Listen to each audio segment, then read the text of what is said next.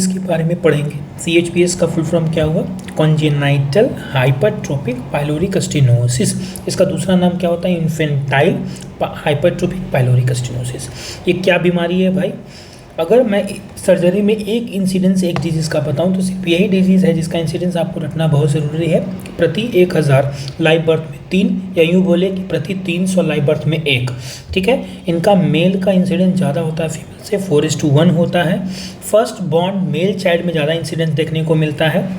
ये बात ध्यान रखें, only circular muscle not longitudinal, only circular muscle का हाइपरट्रोफी है। ठीक है, तो एज ए स्पिंचरिक इफेक्ट के कारण वो एक इफेक्ट दिखाता है, बंद हो जाता है पाइलोरस। जब भी माँ प्रेगनेंसी के दौरान या लैक्टेशन के दौरान एरिथ्रोमाइसिन या एजिथ्रोमाइसिन जैसी दवाओं को खाएंगी, है ना, तो इससे रिस्क बढ़ने का चांस रहता है। ठीक है, अच्छा, ये पेशेंट जो बच्चा है, इन्फेंट है, वो किस तरह से आएगा? ये कभी भी देखिए, इसका प्रेजेंटिंग जो डे है 2 से लेकर 8 वीक में प्रेजेंट करता है आफ्टर बर्थ। ठीक है, पहले जो रहते हैं 2 सप्ताह यानी कि लगभग शुरू के 15 दिन USG आप देखिएगा तो फाइन रहेगा, इसमें कोई दिक्कत नहीं होगा। 2 से 8 वीक बाद क्या होता है कि ये गैस्ट्रिक आउटलेट ऑब्स्ट्रक्शंस के जैसा सिम्टम लेके आएगा, मतलब वॉमिटिंग। बच्चा वॉमिटिंग कर रहा है, तो कैसा वॉमिटिंग कर रहा है? नॉन बिलियस। हम लोग जानते हैं कि नॉन बिलियस और बिलियस में अंतर कैसे करते हैं। ठीक है, ये रहा ड्यूडेनम, ड्यूडेनम में ये एम्पुला वेटर, इसके ऊपर मान लीजिए ये ऐसे स्टमक है, ठीक ना, इसके ऊपर अगर बंद होगा, ठीक है, इसके ऊपर यहाँ अगर बंद हो जाएगा तो ये बिलियस जो यहाँ बाइल निकल रहा है ये ऊपर नहीं जा पाएगा। तो यानी कि अगर यहाँ बाइल बंद हो जाए, यहाँ बंद हो जाए, तो ऊपर की तरफ जो गैस्ट्रिक कंटेंट है वही सिर्फ निकल पाएगा, जो कि नॉन बिलियस है, बाइल से मिला हुआ नहीं है।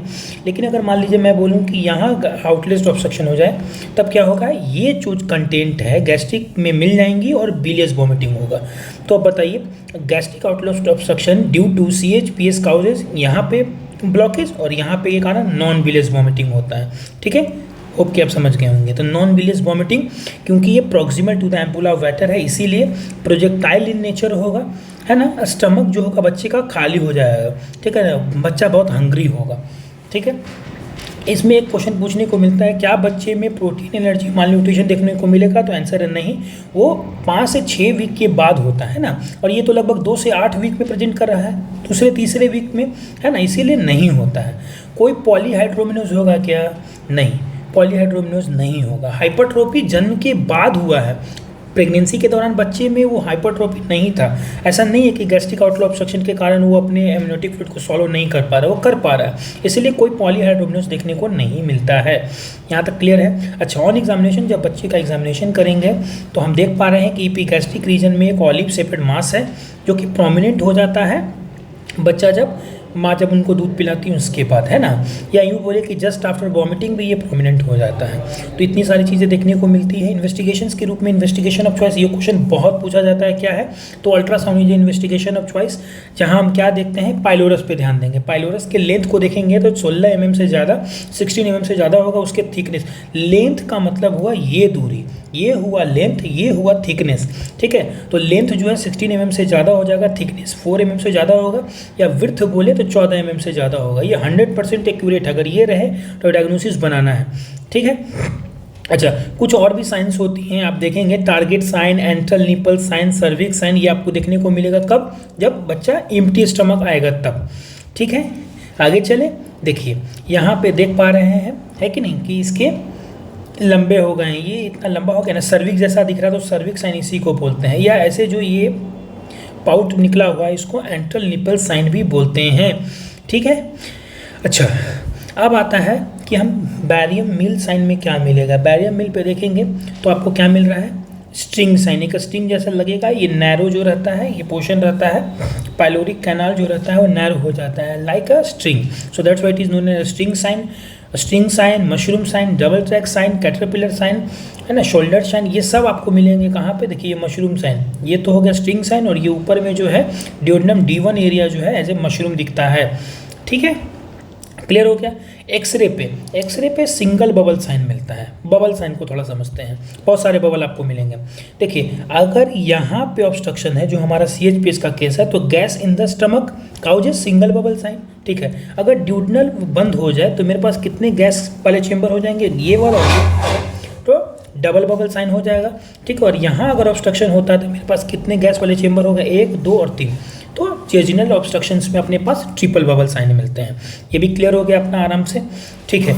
देखिए यहाँ पे इतना बड़ा बबल जो आपको मिल रहा है, ये स्टमक का गैस्ट्रिक शैडो है, सिंगल बबल साइन के रूप में मिलता है, कोई दिक्कत नहीं है। ये क्वेश्चन बड़ा इंपॉर्टेंट है, इलेक्ट्रोलाइट इम्बैलेंस क्या होगा, यहाँ से समझते हैं हम लोग। बच्चा जो है वॉमिटिंग किया मतलब गैस्ट्रिक कंटेंट को बाहर फेंका। गैस्ट्रिक कंटेंट में है क्या, HCl, ठीक है। H+ का अगर लॉस होगा तो आपको नहीं लग रहा है ये अल्कलोसिस होगा। दूसरी बात, ये H+ का जो बाहर है यानी कि एसिडिक कंटेंट को बाहर फेंकना है वाया किस रूट, रिस्पिरेटरी रूट से है कि शरीर के किसी और मैकेनिज्म से है, शरीर के किसी और मैकेनिज्म से है, तो वो मेटाबॉलिक होगा, है कि नहीं। रिस्पायरेटरी रूट से अगर हम CO2 को बाहर ज़्यादा फेंक दें, है ना, तो वो रिस्पायरेटरी अल्कलोसिस करवाती हैं। ये तो H+ का एसिडिक चीज़ों का रिस्पायरेटरी के अलावा किसी और विधि से, इसीलिए क्या होगा, मेटाबॉलिक अल्कलोसिस हो गया।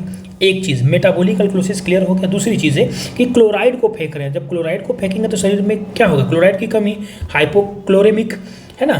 अच्छा, दूसरी बात कि इसमें बहुत सारी इलेक्ट्रोलाइट और भी जो है, सिर्फ HCl तो है नहीं, सोडियम और पोटाशियम का भी लॉस है, तो पोटाशियम के लॉस के कारण हाइपोकैलेमिया। एक क्वेश्चन बहुत पूछने को मिलता है, क्या इसमें हाइपोनेट्रीमिया देखने को मिलेगा, आंसर है नहीं। Hyponatraemia is corrected bye अल्डोस्टेरोन। 1 से 2 घंटे में शुरू में हाइपोनेट्रीमिया रहता है, लेकिन जब अल्डोस्टेरोन सीक्रेट होता है, अल्डोस्टेरोन आके काम करता है, यहाँ पे सबको पता है अल्डोस्टेरोन क्या करेगा, सोडियम को और वाटर को एब्जॉर्ब कर लेगा, उसके एक्सचेंज में पोटाशियम को और H+ को फेंकेगा, ठीक है। तो आप देखिए H+ को फेंक रहा है तो क्या हो गया, एसिडूरिया। अच्छा, एक चीज़ समझते हैं, बॉडी में क्या चीज़ की कमी है, बॉडी में H+ की कमी है। बॉडी एसिड यूरिन में क्या फेंक रहा है, H+। ये आपको विरोधास्पद बात लग रही है कि नहीं, और इसी को हम लोग क्या बोलते हैं, पैराडॉक्सिकल एसिडूरिया, है कि नहीं। जबकि ब्लड एक अल्कलाइन है और यूरिन निकल रहा है एसिडिक, ये बड़ा अलग सा चीज़ है कि नहीं। तो इतनी चीज़ें आप ध्यान रखने हैं। अगर उसके बाद हम आए तो वही बोलते हैं क्या होगा, hypochloremic, hypokalemic, metabolic alkalosis and paradoxical aciduria होता है। पैराडॉक्सिकल क्योंकि ब्लड अभी मेटाबॉलिक अल्कलोसिस में है, ब्लड में ज़्यादा बाइकार्बोनेट है लेकिन यूरिन में H+ निकल रहा है, ठीक है। याद रखें आप कि कॉन्जेनाइटल डायफ्रामेटिक हर्निया जो होते हैं सर्जिकल इमरजेंसी होते हैं, ठीक ना, ये नहीं है। CHPS is not in surgical emergency, rather सबसे पहले हम इसको बच्चे को रिससिटेट करेंगे, क्या देंगे, N/2 सलाइन, यानी कि नॉर्मल जो 0.9% NaCl आता है उसको हाफली डाइल्यूट करना अपने को, ठीक है। उसके बाद बच्चे को, क्योंकि एनर्जी कैलोरी डिफिसिट भी, बच्चा हंग्री भी है, तो 5% डेक्सट्रोज भी देते हैं, कोई दिक्कत नहीं है। अच्छा, इसमें कहते हैं कि हम हाइपोकैलेमिया को कैसे ठीक करेंगे, ठीक है। हाइपोकैलेमिया को कब और कैसे ठीक करेंगे, सबसे पहले जब हम सलाइन देंगे और डेक्सट्रोज देते हैं तो बच्चे में क्या होता है, यूरिन बनना चालू होता है। जब तक यूरिन नहीं आए, यूरिन एक बार स्टार्ट हो जाए तब आप हाइपोकैलेमिया को ट्रीट करें। और सबसे बड़ी बात है, हाइपोकैलेमिया को ट्रीट करने के लिए ऐसे नहीं कि इंजेक्शंस में लिए HypoKCl और फिर बच्चे को दे दिए, नहीं, ये तो कभी नहीं करना है, क्योंकि फिर अरिथमिया होगा, डायस्टोलिक अरेस्ट होगा, सबको पता है, ठीक है। आपको क्या करना है, फ्लूइड में डाइल्यूट करके ही हरदम KCl को देना है, ठीक है। 20 mg KCl दे देंगे, डाइल्यूट करके देंगे, इतना क्लियर हो गया। अच्छा, फिर उसमें पूछते हैं क्या देना है, कौन सा फ्लूइड देना है, NaC क्यों दिया, RL क्यों नहीं दिए, समझते हैं। RL में रिंगर लैक्टेट है, रिंगर लैक्टेट जो होता है सबको पता है, कोरी साइकिल थ्रू बाइकार्बोनेट बन जाएगा, और हमारे शरीर में ऑलरेडी अभी क्या है, मेटाबॉलिक अल्कलोसिस, तो आपको नहीं लग रहा है ये और एग्रेवेट कर देगा इसको, है ना, इसीलिए नहीं देते हैं। हाँ, बर्न के पेशेंट में, ट्रॉमा के पेशेंट में, हेड इंजरी वाले पेशेंट में सबको पता है कि एसिडोसिस होता है, और एसिडोसिस को ये काटने के लिए लैक्टेट बाइकार्बोनेट बन करके करता है, तो वहाँ सही है, लेकिन ये यहाँ सही नहीं हो पाएगा, है कि नहीं। गैस्ट्रिक आउटलेट ऑब्स्ट्रक्शन जो होते हैं वॉमिटिंग के रूप में प्रेजेंट करेंगे, है ना, और वही मेटाबॉलिक अल्कलोसिस लेके आएगा, तो NH देना है अपने को। ये क्वेश्चन में पूछा जाता है, बताइए, वो एक आदमी है बहुत बार वॉमिटिंग किया तो उसका फ्लूइड ऑफ चॉइस क्या है, NH होंगे, ठीक है। और बर्न वगैरह तो सबको पता है कि बर्न में जो होता है एसिडोसिस होता है, उसमें अपने को रिंगर लैक्टेट देना है, खत्म कहानी। अच्छा, मैंने जो बताया कि यूरिन आने पे, यूरिन देख लेने पे, यूरिन कितना आने पे क्वेश्चन पूछा जाता है। यूरिन बच्चों में जो होता है 1 ml प्रति kg प्रति आवर जो होता है साइन ऑफ करेक्शन है कि कब साइन करेक्ट हो गया, जब आपके बच्चे का 1 घंटे में, मान लीजिए एक बच्चा जो 10 kg का है, ठीक है, तो प्रति 1 घंटे में वो 10 ml यूरिन करेगा, तो समझ लेना कि इसका साइन ऑफ करेक्शन आ गया है। एडल्ट में इसी तरह से किसी भी में भी 0.5 मिलीग्राम प्रति केजी प्रति आवर आना चाहिए एडल्ट में, कोई दिक्कत नहीं है। और बाइकार्बोनेट का लेवल जो है लेस देन 30 मिली मोल इक्विवेलेंट प्रति लीटर होना चाहिए, कोई दिक्कत नहीं है। अभी मेरा बच्चा सही हो गया, सर्जिकल इमरजेंसी नहीं है क्या, लेकिन सर्जरी करेंगे? आंसर है यस। बहुत आसान से सर्जरी और बहुत ब्रिलियंट सर्जरी है, 1920 में सबसे पहले किया गया और आज भी यही हो रहा है, ठीक है। अब हम करते हैं क्या है, इसमें हम लोग क्या करते हैं, पाइलोरिक का जो मसल्स है उसको कट करते हैं, ठीक है। मसल स्प्लिटिंग सर्जरी है बेसिकली। मान लीजिए ये पाइलोरस का एरिया है, पाइलोरस के एरिया में जो होते हैं हम बाहर से काट करना चालू कर देते हैं। मान लीजिए ये म्यूकोसा है, यहाँ से चलते हैं सेरोसा है ना, मस्कुलरिस प्रॉपर सब म्यूकोसा, यहाँ से कट करना चालू करेंगे ब्लेड से। तो जब म्यूकोसा तक पाउट कर जाए है ना, ओनली मसल काटेंगे है ना, आगे ये सब नहीं काटेंगे, ल्यूमेन परफोरेशन नहीं करना है। जब मसल पाउट कर जाए तो समझ लीजिए कि वहाँ का एरिया ढीला हो गया, और जब ढीला हो गया तो सर्जरी कंप्लीट हुई। आप समझ पा रहे होंगे, बच्चे को मात्र 6 घंटा NPO पे रखते हैं, होने के बाद 4 घंटे में घर, इतना बड़ा बीमारी और मात्र 10 घंटे के अंदर इलाज और घर चला जाता है बच्चा, ठीक है। और ये बहुत अच्छा था। इस प्रोसेस को क्या बोलते हैं, रैमस्टेल्ट, RAM RAMSTREDT, ठीक है। अच्छा, दूसरा क्या है, पाइलेरोप्लास्टी करते हैं क्या, ओपन ल्यूमेन करते हैं क्या, ल्यूमेन को खोलने और क्लोज करते हैं क्या? ऐसे करते नहीं हैं, क्योंकि इसमें ये प्रोसेस थोड़ा लंबा है, इसमें 2 दिन हॉस्पिटल में रहना पड़ता है। ऐसा मेडिकल मैनेजमेंट, एट्रोपिन और बलून डायलेटेशन सिर्फ थियोरेटिकल है, ऐसे करते नहीं। सबसे बेस्ट मेरे पास यही रहेगा, पाइलोरो मायोटोमी करते हैं और ख़त्म कहानी। ये रही CHPS की कहानी, एक एक लाइन इसका इंपॉर्टेंट है दोस्तों, आप देखेंगे एग्जाम में इससे भर भर के क्वेश्चन आता है। Thank you so much.